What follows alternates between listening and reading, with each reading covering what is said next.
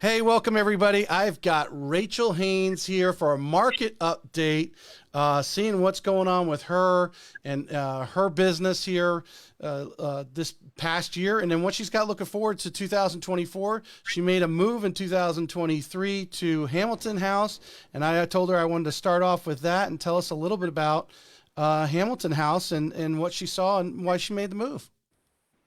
Yes, thanks for having me. I moved to Hamilton House last year mostly because I was really looking for camaraderie in real estate. I've been doing it about 7 years.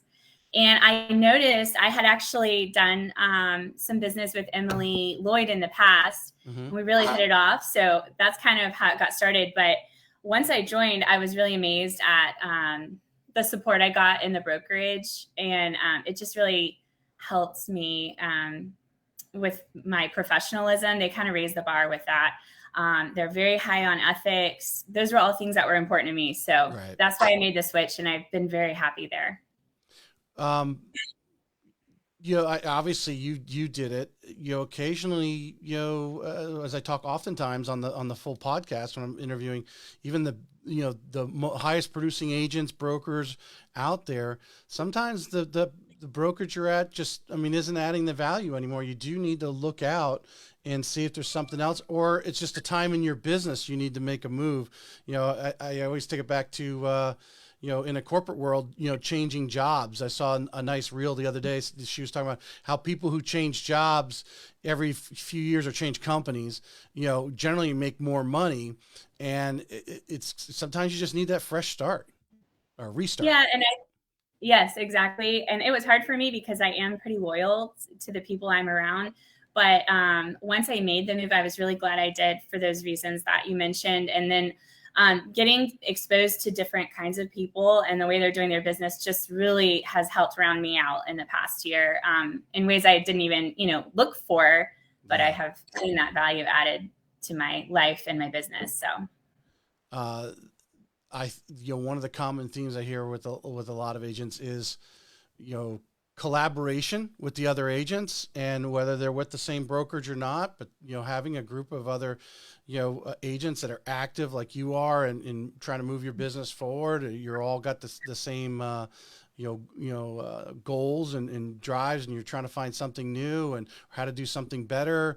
Because our markets are changing. So let's flip over to that. I mean, what are you doing differently now than, say, 18 months ago, when rates were still low, and we were trying to, obviously inventory's tight, trying to find yeah. homes for people, but it wasn't hard to find buyers because rates were so low. To Mhm. now, we're having to work a little bit, and there's still buyers out there because there's demand, but just not as many. And then obviously trying to connect them with an affordable house now at rates are twice as what they were, say, 18 months ago. I would say the main thing is spending time educating my clients. Before it was almost like a free for all, just trying to stay on top of the business because the Hmm. rates were so low. Um, I actually enjoy this a lot more because I feel like I've actually been able to spend time connecting with the client and educating them on, value, and then how the market is working right now with not only interest rates, but insurance rates have gone up, taxes have gone up as a result of the housing boom that we had. So I think the education part and spending time helping them understand that. Uh, Insurance is, yeah, I've had numerous conversations about insurance lately, and I think I'm going to make Mhm. it more of a regular thing, talking about it, whether it's just on a market update, or I do a little sideshow with my friend Tom Reber on the, we call it Mortgage Athletes. But yeah, insurance is a factor. Like I said, 24, 36 months ago, when I was doing working with the large builder doing the builders, we'd throw $100 in there for insurance. We knew we Right. were, and a lot of times we were a little bit high, especially on the townhomes. They were coming in like $50, $60 a month. It's Yeah. different now, and it's costing some deals. Are getting really tight on the debt ratio for some deals, and possibly blowing them up. Yeah, it's definitely changing the affordability for buyers.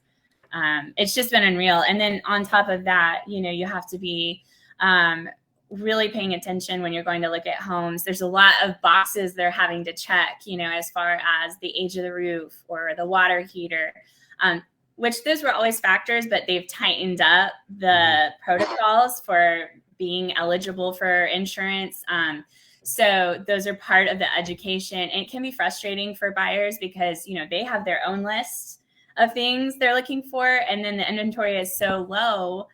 Now they have to also consider some of those things. So a lot of patience involved and helping people not get frustrated. It's a process, and what is right for you is going to come to you. So just working together to get there. And right. I got a great tip. You make me think, because I had Cindy Hayden on. She's on NAR's board for insurance. I don't know what the formal name of it, but basically on the national level. And she's having her roof replaced recently, and because of these restrictions, now it's 10 years. Basically, if your roof is more than 10 years, there's all of a sudden the number of insurance companies available start to go down. 15, I mean, just about forget it. She's not shopping or pricing out a roof that they say, oh yeah, this is a 25-year roof or whatever, because she realizes that the insurance companies are hammering people that have 20-year roofs right now. And you almost have to get them replaced or find a reason to get it replaced. That she's just saying, hey, I'm going to save my money. Just put a 10-year roof on, put the lesser shingle on there. As long as it keeps the water out, she's good. And I don't know what the difference in the cost was, but it actually made sense. The insurance companies are forcing that.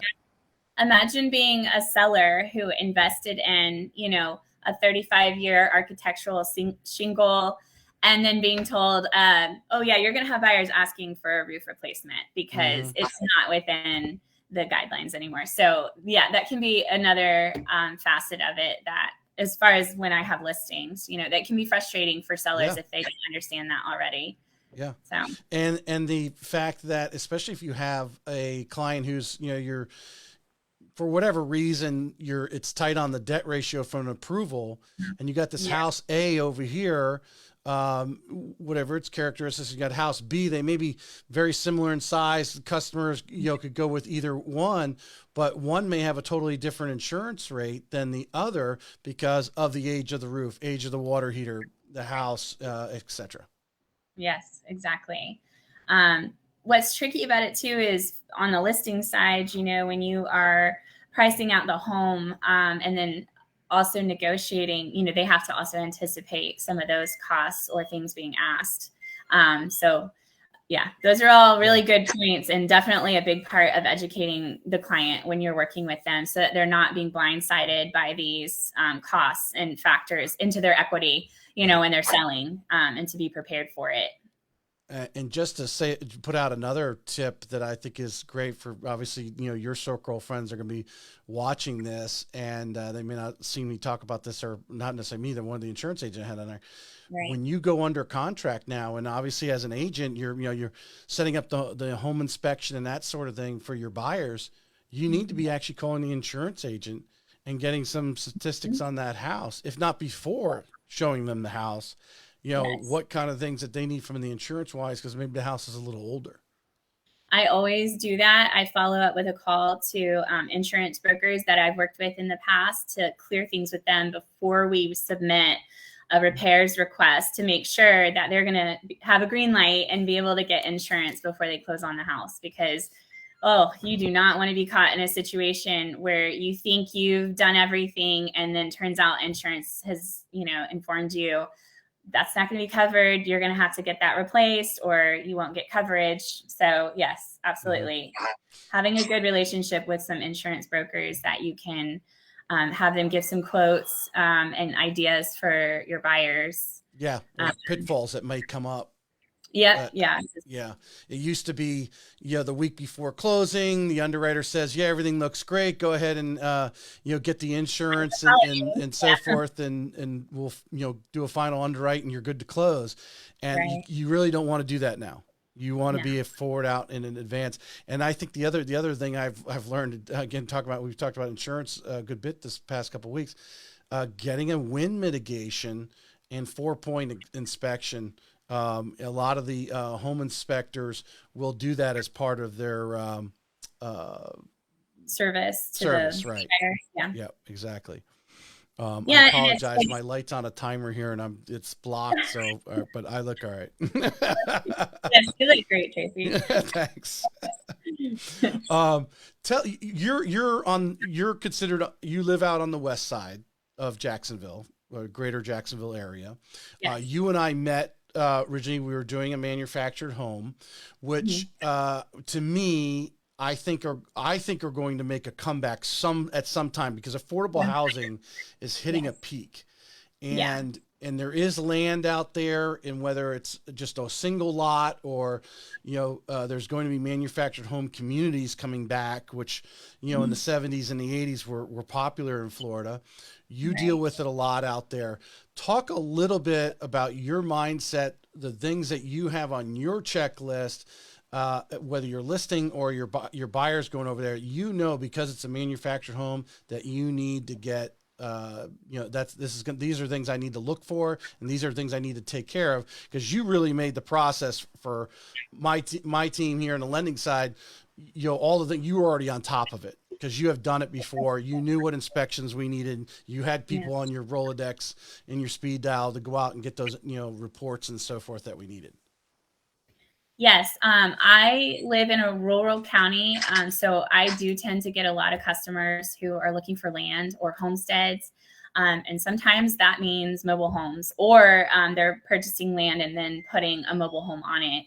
I would say the trickier thing is to purchase land that already has a mobile home on it, because there's some different criteria for lending. But I would say one of the big ones that I have come across, maybe two, the tie downs on the mobile homes is a big thing to have inspected, because even the criteria on that has changed in the last couple of years. So similar to the roof, the actual owner may have taken the time to get the tie downs done, and now the criteria has changed for lending on what those look like. So that, and having really nice skirting around the bottom of the mobile home that's not all torn up or looks like animals have been climbing under the house.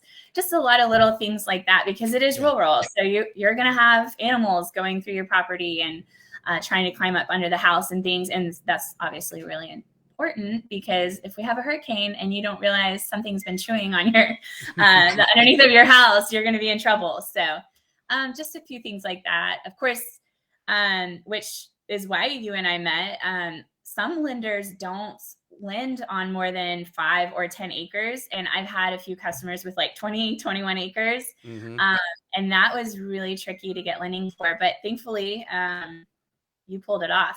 You saved both of those deals for me. So, and it was exciting because they so badly wanted, the land. They were going to have some farm animals and things. So, so for the real estate agents that might be listening to this conversation, and I know, having worked for numerous different lenders, every lender has different criteria for not only manufactured homes, but other things. But manufactured homes a lot of them will have a short list, like, hey, we don't do this. If like the number one thing is if that manufactured home has ever been moved, other than from the sales center. That was my computer going out now. Other from the sales center to the property it's on. If it's been moved from one property to another property, I don't know any lender that actually touches those. I'm sure there might be one out there. I just don't know of one. Yeah, you need to be prepared with cash. And even then, sometimes title can be an issue. So those things have to be thoroughly examined before going into contract. So yeah, those are all really important things. And like I was going to say, even the age, I think if it's like older than 1978, is that correct? Like FHA won't touch it, or USDA, something like that. Yeah, well, it's all that whole, I think it all goes back to the lead paint and that kind of stuff and so forth. Today's manufactured homes, they're actually built better than your standard single family home, in my opinion, because of the guidelines, the requirements that they have to go through to, survive a hurricane, tornado, whatever. They're actually built a lot stronger than your typical single family house. The studs, everything are bigger, stronger, and so forth. So it's not a, you know, like I said, with the affordable housing coming or not coming, it's here. I mean, it's a problem. I really think but we do have a lot of people that are, still looking for that acreage out there. Give us a little bit of insight, because I think, again, because you're out there on the edge of the universe as far as Northeast Florida, you probably get that request a lot of people who have a vision of finding these houses with 20 acres on it. How difficult is it to find a 10 to 20 acre place that some of these people are looking to, I don't know whether they just want land to go ride their ATVs on, or let their dogs run, or they got a horse or whatever? Right. Honestly, they're not making land anymore, as they always say, and it is getting trickier to find anything over 5 acres that's affordable. I mean, just starting there with affordability. I mean, even without a house on it, to find the land and you're going to put a mobile home on it and that package deal be affordable can get tricky. I think the 20-acre deals I did, we had to go all the way to Melrose to find those. That was quite the haul. Yeah. But, I'm in Baker County, so we have a lot of great homes already built on 5-10 acres. There's a 60-acre, lot I've been looking at, not far from me. But, you're going to have to, be prepared for higher costs, because the value of land has shot through the roof. And I think a lot is with that movement of wanting to kind of go back to roots of homesteading and gardening and being able to just take care of yourself, or teach your children how to, take care of some animals. I think that's become so popular in the past 5 years, and that has pushed so many people out of, the city into the rural counties looking for a few acres. You don't need much. Honestly, I tell people that all the time. I'm on 2 acres, and sometimes I think, how am I going to keep up with all this? So when, if you're coming from a quarter of an acre, 2 acres is plenty. It's fine, But I was going to mention what you were talking about, the quality of the mobile homes. Same with modular homes. And a lot of people hesitate to look into modular, but you really should, because when you see the standards they have for like the walls and the footings on, it's really amazing. And I agree with you. I would not be opposed at all to living in a modular home, and they have all the professional finishings. You can upgrade to your Corian countertops and your beautiful flooring. You don't have to have something builder grade just because it's modular or mobile home. So I think that's definitely going to be the future for, Florida. Tip a little bit on, because I think people have that vision. Hey, I want all this acreage, but right. If it is just raw land, what they have to go through, which generally scares a lot of people away, getting the impact fees and things like that, versus obviously if you find land with a manufactured home that already has water or has its own well, power's hooked up, and that sort of thing, even a manufactured home that may need a lot of work, it's better actually to find that, at least I think, and replace it versus if you're tight on cash, you don't have a lot, the impact fees and everything else that you do when you take that raw piece of land and now put an address to it. Now I'm going to flick my light on, so go ahead and. Okay. Yeah. Not only that, but you also, is it cleared or not? I mean, just to get trees cut down and removed from property can be a big expense. So I definitely agree with you. If you find a lot that already has a well and septic on it, or already has a power line running by that you can easily connect to, that's just going to, even if it is raw land, but if it has power lines near, I think you pay by the foot to connect your electricity. So those kinds of things are good to keep in mind, just to cut costs. And then the impact fees, are definitely based on the county. So you can call the county, get an idea of what the impact fees would be on the lot. But yeah, I think to haul off a mobile home, it's between $6,000 and $10,000.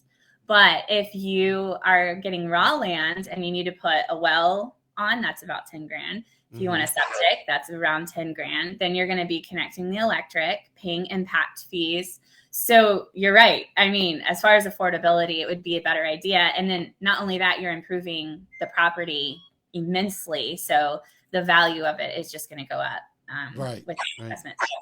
And for the I area. had I had a couple call me, and they had found some raw land, but from a, from my lending side, Mm-hmm. for us to do, we almost have to treat it like a construction loan type of thing. And Mm-hmm. but oftentimes, and you have probably dealt with this, those sales centers that are selling those manufactured homes, they have the lenders, they have the, I mean, because they do it every day. That's what they do. Are oftentimes, not to push my lending away from me. If you're borrowing with me, it's probably a better loan. Mm-hmm. But they often have loans that are a little more expensive, but they have lenders that are involved in putting all that together. They The can impact, handle taking care of the impact fees, that. getting that property, the well and electric and all that hookup, all those costs involved in their package. Is that true? Am I It giving is. good advice there? Yes, that is good advice. And I don't really know as far as the expense. That would be a really interesting thing to compare. But I do know they handle all of that. So Mm-hmm. I know on that part, it definitely takes a load off of the buyer. And I think they even handle the survey and then, plotting out the property as to where the best site will be. They do a lot of that work. It's all included. So Right. instead of having to go out and find service providers to do that, it's kind of all taken care of for you. So that can be a big burden taken off of a buyer's back. The buyer or the agent, because you're trying to Definitely. get the deal Yeah. closed, so you're having to run around and do all that stuff Yeah. too. And Yeah. those guys, that's what they do. I mean, to sell that manufactured home and put on that vacant lot that's never been developed before, Right. wherever you can put a manufactured home in, those guys have some connections and can guide you a lot quicker and easier and probably more efficiently than you and I, who would take up a lot of our time because we don't necessarily have all those connections. You have connections to put a manufactured home in, but the development of finding someone that's actually going to show up when they're supposed to, and Yeah, they're in contract with those people, so they have a working yeah. relationship already. They're ready to go. They have a plan in place. So, Mm-hmm. yes. Yeah, 100%. What is your vision of 24? I mean, everyone has their different things. I got Bloomberg on here in front of me, listen to everyone talking out of the side of their mouth about what the predictions, and everyone's got a different prediction. Yeah. Rates up, down. The Fed's not going to cut the rates like they promised. Yeah. That's just going to be a touch and feel thing. I mean, I'm hearing it all, type of thing. What are you guys talking about at Hamilton House? And any other things that you listen to, and then Mhm. what's your prediction, and how are you going to attack it no matter what happens? So, currently, I feel very positive about the market. I'm seeing a lot of confidence in my customers that I have even had waiting in the wings for a year or more. They're starting to get mobilized and get out there. It's kind of an ideal time because we did see home prices drop a little bit at the end of the year. And now the interest rates are lower, but then that's a double-edged sword because as the buyers move into the market, home values are going to start going up again. So I've been telling my customers, like, this is the time, let's start going, Right. because as this spring market warms up, which I really feel like it is, you're going to get back into bidding wars, and I already am having trouble finding homes for some of my customers because the inventory is so low. Right. So that's exciting, but it can also be difficult and stressful for a buyer. And even for sellers, because you've got to think about, if you're getting multiple offers coming in, kind of planning out how soon you're going to be ready to move out of the house. When you're listing, it may go quicker than they expect. So things like that. But for my brokerage, I think the overall spirit is very positive. I am in a Project 6 group, and Project 6 means that we are trying to increase our sales by 6 more this Mm-hmm. year. So it's kind of a smaller group, and we talk every day. And I'm seeing the same thing with them. They're having a lot of momentum in the market because we all had a bunch of listings kind of sitting stagnant, and we were getting offers. Things are going under contract. So it's definitely a positive feeling right now. If we look back at the last 90, 120 days for you, and it may not be closed sales because obviously your inventory is low. So some of these people you've been working on for a while, but what are most of your buyers right now that you are working with in the last 90, 120 days? What are they looking for? Price point? Are they families? Are they retirees? What kind of people are you working with right now? I have both families who are wanting usually more land, or just to, like, some are renting and looking to own. And then I also have retirees, but they've all kind of been sitting still because the retirees are wanting to downsize. They don't want to pay as much that, for their new home as they would get out of the home that they've invested in. So some of them have been sitting tight, and a lot of that has to do with the interest rates and the insurance. But speaking of insurance, I also see a downward trend in those insurance quotes I've been getting, which I think is really great. I know legislation got passed last year, and I think it's going into effect in March. And so over the course of this year, we should start seeing some improvements with insurance as well. So that'll be good. Yeah, the word, like I said, Cindy Hayden was on, and she said that, the legislation was passed. We still have this backlog of litigation going on with the insurance companies, obviously because what the laws were when the issue happened or whatever going on. I think over hopefully the next 2 or 3 years, as those litigations are finalized and pushed out, and we're in, moving forward, Florida starts to balance its insurance field, so to speak, and so the insurance companies don't feel they have to charge us. But insurance is up everywhere around the country. My boss also covers Louisiana, and she says it's a problem out there, getting insurance. In the cost. So it's just for Florida, it's definitely as those things get worked out, but moving in the right direction for sure. Yes. For those who've been renting, wanting to buy, the rental market has just been going up and up and up. At this point, it's still wiser to purchase than to rent because they're paying on par with homes with the higher interest rate to someone else. So, so I think they're starting to see, like, this is the moment. If I wait any longer, prices will just get worse. So if they're wanting to own, they need to do it now. They need to kind of get mobilized. And like I said, the rental market is insane because I have several clients who've been renting. They've had their rent go up astronomically, even just this past year. So they're ready to just buy. They can hold their breath and hope their landlord doesn't raise the fees. Maybe you've been lucky and they're still charging you what they did in 2020. But reality is that as the tax bill comes in and the new insurance bill comes in, that landlord's going to be coming back and saying, hey, I need that extra few $100 to cover that's happened to two of my clients who had personal relationships with their landlords, and they're like, oh, they're not going to raise the we're going to be good.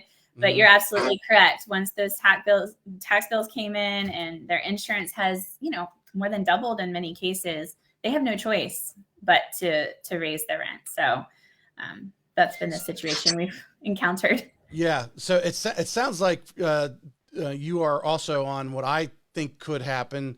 I don't think rates, some people are expecting some huge significant rate drop. My prediction is more, it's going to stay between 6 and 7 because from a bankering point of view, that is really the cost of money.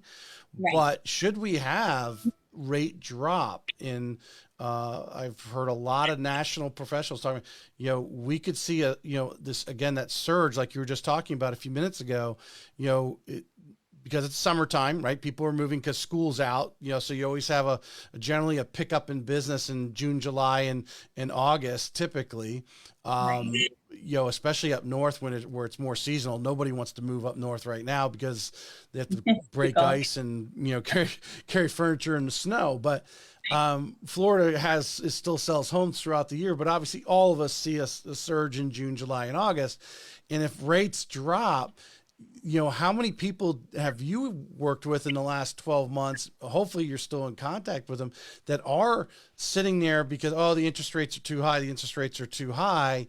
And then when they don't realize that there's a bunch of others thinking the same thing and they're waiting for them to drop, and they're all going to be in the market with a low inventory situation. Absolutely. It kind of terrifies me for my clients because, I'm a big family person, and we bought our home, I think within the first year of getting married. I was pregnant and we needed a home, and we bought a home. It was no problem. Now I actually have my last 6-7 years of real estate. I worked a lot with first-time home buyers, and I've seen a huge drop in first-time home buyers because the market is unobtainable for people who don't already own real estate. Mm-hmm. So that is, speaking about the rate dropping lower than maybe 5 or 6, that cares for the future of not really real estate as much as like our culture and people being able to own a home and live the American dream. So that's just my opinion. I'm not an expert, but from what I see and just from my experiences, that worries me a little. Yeah. But I would like it. I like where it is right now because it's definitely made things a little more affordable. I'd be concerned for it to drop too drastically below what people are seeing right now. Right. So, we've not that we've been deliberately sidestepping, but really the elephant in the room that there are that other group of people, rates are going to drop, and that's when I'll get in the game. And then they got the other group of people when the housing values collapse. And I don't think they understand the demand here especially in Northeast Florida in general, but where we're at here, there's such a high demand. If a value of the home, was to drop a little bit, you're going to have a lineup for that as well. Right. Exactly. And that again is like a couple years ago, I remember telling people when they were purchasing, they said, everything is so expensive. I'm like, Florida is below average on our, affordability for homes. Like there's plenty of room to grow when you compare us to other states around the country. Now we are getting up there on the higher end, but the desirability equals, the value at the end of the day. If people want to live here, the value ain't going nowhere, right. Not for a while. So, and I haven't really seen a drop in interest of moving to Florida. Have you? No, the only reason why the interest has been delayed is because of the interest rates. If the interest rates are still low, we probably wouldn't have any inventory. Right. Yes, exactly. So, are you doing, the counties are out there, and because I haven't said this recently, but I've said it a lot over the last few years, to say when the expressway goes in over the Shands Bridge and finally makes that connection. Now we know it's already built on the west side from 10 right. circling down through and coming into Green Cove Springs there, but if you could get out in that area now and make the commute, knowing that bridge, and I think it's like 2030 before they feel it's going to be finished, but that's just going to be this huge, to me, a huge surge out there in driving up what's a lot of it's vacant land. You got a lot of older homes. You got a lot of manufactured homes going all the way down to Palatka. I mean, Palatka's a gem for a retiree. Palatka's, a gem right now in Northeast Florida. You may be like, it's way out there. It's really not, actually. For investment purposes, you should be buying out there. Absolutely. The biggest deterrent I get from people is the commute. But like you said, in a few years, that's not going to be an issue like it is right now. and it's gorgeous. It is beautiful land, and there's a lot of it. So that is a nice area. And if you like to fish and hunt, it doesn't Yeah. get any better than that. Yes. Yeah. Exactly. Some of the best fishing in the world. Yeah. Anything you want to add here? We were actually a little over 30 minutes, no big deal, but anything that you want to express to whether it's the other real estate agents or your fan club that friends, family, and past clients that you want to put out there that maybe we haven't spoken about? No, but I would just like to say thank you to all the people I have been working with the past 7 years. It's been an amazing journey for me. I know a lot of people think real estate is, fast money, but really it's not. You really have to raise the bar in professionalism. And that's the people I've been working with, they do that. And I'm so thankful to have met the people I've met. It's really broadened my horizons. I didn't go into real estate thinking I would be doing so much rural homes and homesteads, but I have met the most beautiful people through being able to do that, and I'm very thankful. And I just know that I would never have met any of these people if it weren't for real estate, and I'm just incredibly thankful for that. It's actually my 7th year anniversary this month, so thanks for having me. Super. Yeah. Excellent. Well, good for you. Amen to that, though. I mean, there's no doubt. No matter what they say, real estate is still going to be a people business. We may use technology to, look at more homes or see more homes, understand greater areas that we might be interested in that we may never have known about, that sort of thing. But when it actually comes down to those last 30, 45, 60 days to actually finding a home and closing on it, that takes people. And fortunately, every piece of real estate is different. It has a different address. It has a different view, and everything's so unique. And whether it's the title work and obviously having a professional like yourself, knowing whether you're doing a manufactured home and you need those extra steps to put it on that vacant lot or have it inspected properly to make sure lending can happen on it, those happen by people. And right. Or you're buying the beach house that may have some restrictions or in an HOA, and you need to know those restrictions. Can I Airbnb it?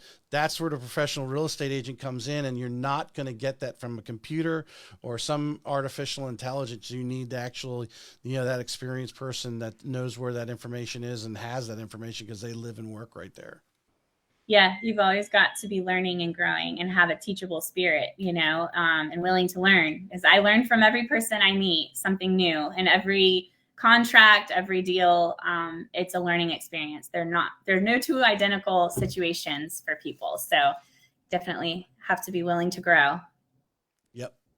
Rachel, I appreciate you coming on. I hope your fans got a little bit of information. Hopefully we taught a few real estate agents, and if they are working with the manufactured homes, haven't dealt with it before, give Rachel a ring, connect with her on social media, and get a little background, and so your process is a lot smoother.